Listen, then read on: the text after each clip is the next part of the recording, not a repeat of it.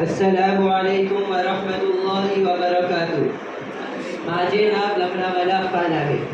अध्यक्ष महाशय गुरुजन वर्ग येथे जमलेल्या माझे बालमित्रांनो, आज 15 ऑगस्ट आपण सर्वजण आज इथे भारताची 77वा स्वातंत्र्य दिन साजरा करण्यासाठी एकत्र जमलो आहोत. सर्वप्रथम सर्वांना भारतीय स्वातंत्र्य या दिनाच्या खूप खूप शुभेच्छा.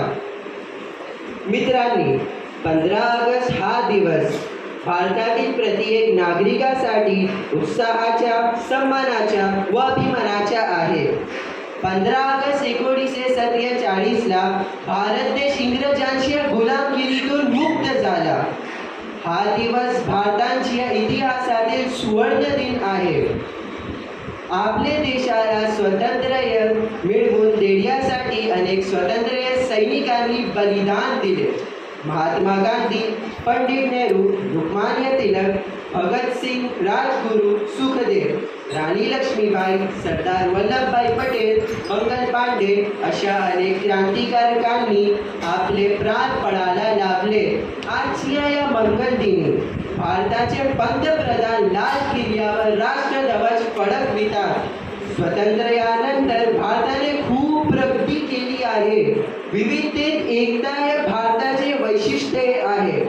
परंतु तरीही आपल्या देशात अनेक समस्या आहेत. यावर देशातील सर्व नागरिकांनी एकत्र येऊन मात केली पाहिजे. चला तर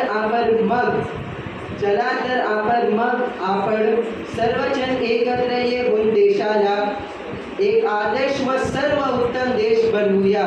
शेवटी मी एक छोटीशी कविता बोलून माझे भाषण संपवते. जहाँ डाल डाल पर सोने की चिड़िया करती है बसेरा, वो भारत देश है मेरा, वो भारत देश है मेरा. जज़ाकल्लाह.